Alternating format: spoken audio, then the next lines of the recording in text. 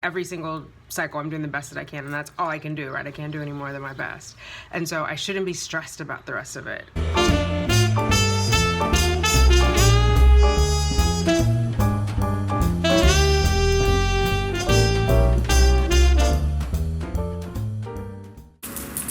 Hi, thanks for clicking on Simply Tanika. I am Tanika. If you are new here, welcome. Hit that subscribe button. Let's hang out a while. If you are returning, welcome back. Let's get those babies, ladies. I see the crystal raindrop. Good morning, fertility fam. Today is Tuesday, June 19th. How are you? I missed you guys. For all the new people, welcome officially. Let me know what brings you here, where you are in your TTC journey.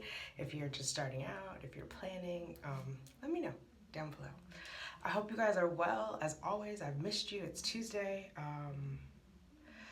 I am at peace. I am at peace. I have done a lot of walking. I walked on Friday. You guys saw that. I walked on Sunday for 3 miles. I walked yesterday morning. I slept in today, but I think I'm going to walk tonight. I have therapy with the fertility psychotherapist tonight, so I'll walk when I get home from there. It's still light out because of summer hours. So yeah, I'll do that, but I'm at peace. Yesterday, the teaser went up for my pregnancy test week. You guys are so sweet. You're like, I can't wait.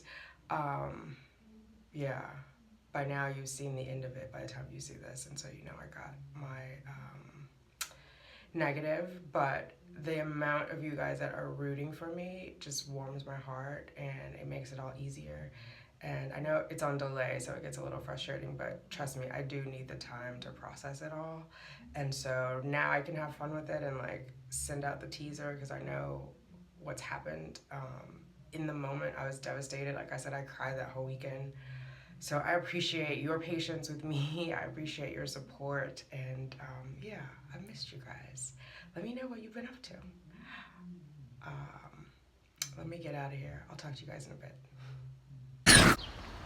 All right, fam. We've made it outside.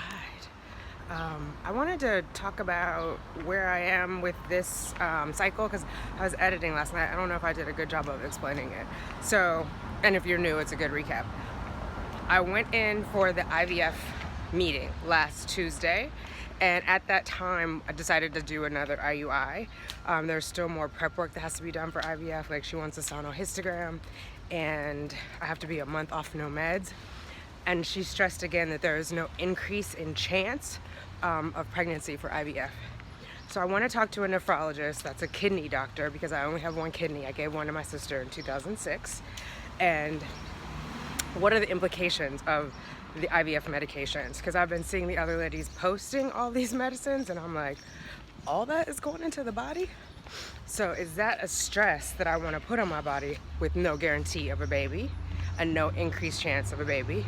Or do I roll with the IUIs? So I'm not totally closed off to IVF, but I'm not gonna rush into it with false hope. I know a lot of people think it's the end all be all, but too many people have reached out to me saying they've had 3, 4, 5 failed IVFs, which I cannot do that to my body. I cannot do that financially. It doesn't make sense to go bankrupt and then have a baby and bring it into poverty. And mentally, like, what is that, you know? Because I think that's even more of like a mind fuck to know that there's an embryo inside of you. And then if it doesn't implant, like, I don't know, I'm not prepared for that. I went on about the miscarriage. To me, those are like little miscarriages. There's a baby in you that doesn't live. So that's kind of where I am on the journey. I finished my letrozole on Sunday, and I've been exercising. I've been doing castor oil massages. I'll do one more castor oil massage tonight. They don't recommend that you do more than 3 in a row. The one on Saturday I did for like 2 hours, so I didn't do one on Sunday or Monday. So I'll do one tonight, and then tomorrow is my lining measurement and my follicle measurement. So should be good to go for that. But again, I'm calm. Mommy C, Mama Ty, you guys are always telling me to trust the process, trust my process. I'm gonna do it this time. If you guys haven't watched their channel, check them out. They are same-sex married couple. They got their BFP, I think, on their first IUI, and they, are doing baby bump updates, and so cute. And Mommy, see, your nails, you cut them, but the long nails reminded me of my mom when I was in childhood, so it was nice. But I understand why you cut them. So I'm gonna trust the process, keep it moving. It is hotter than blue blazes out here. Do you see how I broke out in a sweat walking just that little bit? It's hot in New York, and it rained. It's humid. Anyway, all right, I am, per usual, running late, so I'm gonna get across the street, and I'll talk to you ladies later on. Bye. Surprise! She's like, what are you doing?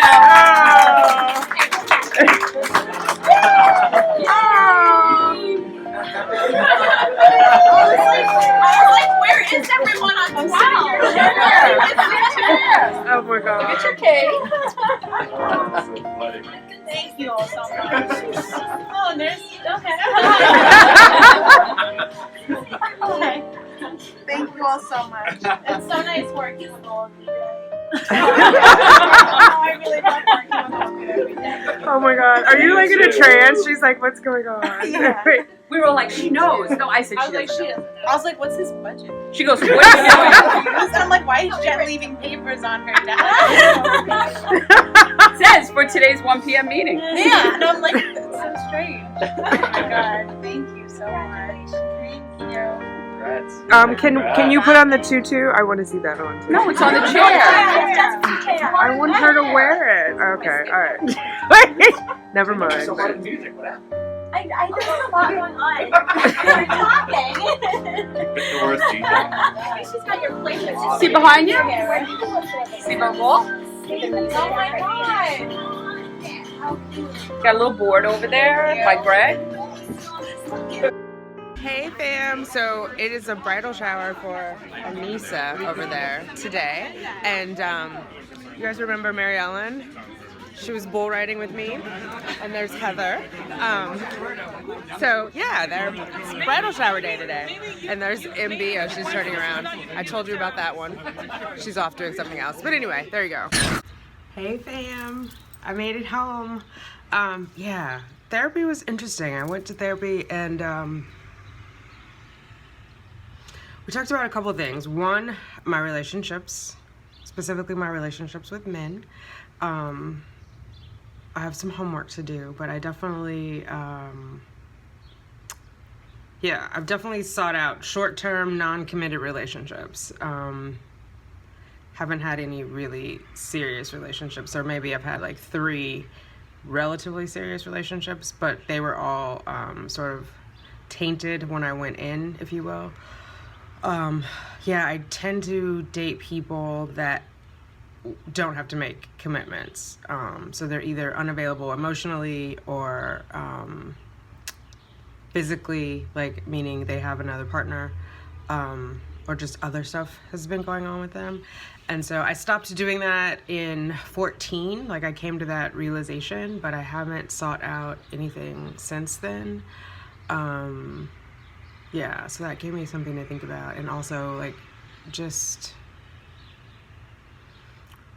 what does it mean to want to have the baby? And I think I mentioned last week where he was saying like a lot of it is tied to my identity. So when I've been doing all these walks, I've been thinking about that and sort of taking that identity apart, and it has helped me relax this week where I'm doing the best that I can. Every single cycle, I'm doing the best that I can, and that's all I can do, right? I can't do any more than my best. And so I shouldn't be stressed about the rest of it. It doesn't mean anything more than that. Like, it doesn't mean I'm a failure, or that I'm a bad human being, or that I need to control everything, or that even there's a checklist to all of this, right? Like, we watch each other's videos and we read blog posts and chat rooms, but no one of us has all the exact answers, all the exact steps it takes to get pregnant. If we did, we would publish a book and we would be rich right now, and we would put all of the fertility clinics out of business. That's not the case. There's not like, if you do this much pomegranate juice and this and this and this on this day, you're guaranteed to get a baby. There are no guarantees. And so knowing that has given me peace, and that it's not like a checklist that I've somehow failed to check the right thing. Yeah.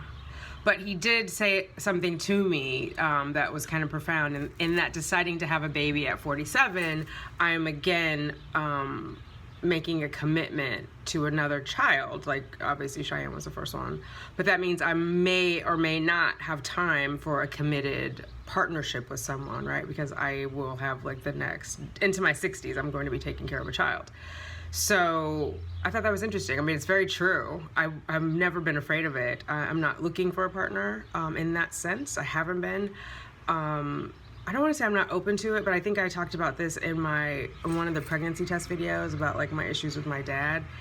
I'm working through it, but I'm not there by any stretch of the imagination. And I don't know that marriage is the answer, or marriage is on the other side of whatever I'm working through. So yeah, that gets a little tricky.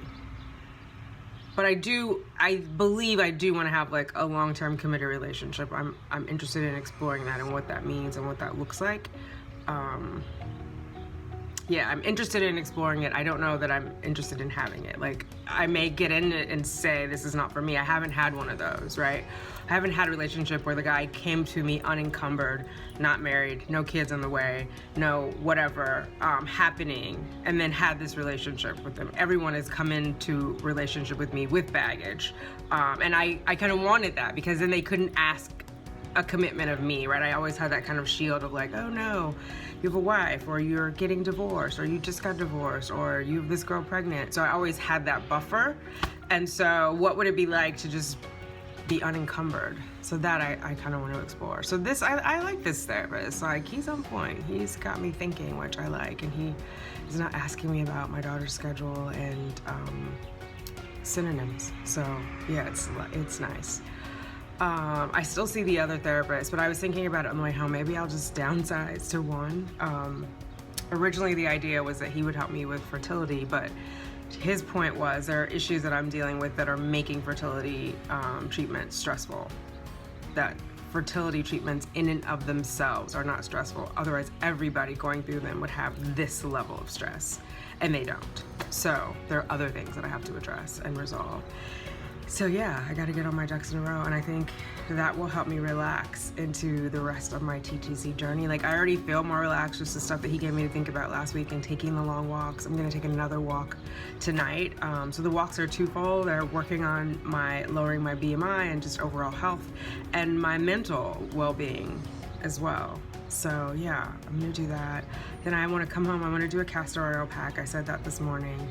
And I may pop back on and show you guys just the different supplements that I've changed, because I know some of you guys are just starting out on your TTC journey, and I do have that one supplement video, but there are some supplements I take before ovulation and some that I take after, and so I want to show you the ones that I'm taking before ovulation and how they've changed, because I've just cut back on them as my body has changed, as they've responded to what I've been taking.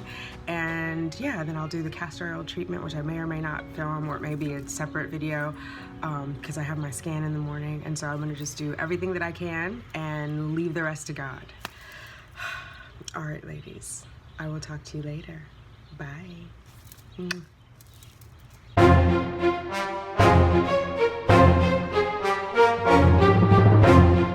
I see the crystal raindrops fall, and the beauty of it all is when the sun comes shining through to make those rainbows in my mind when I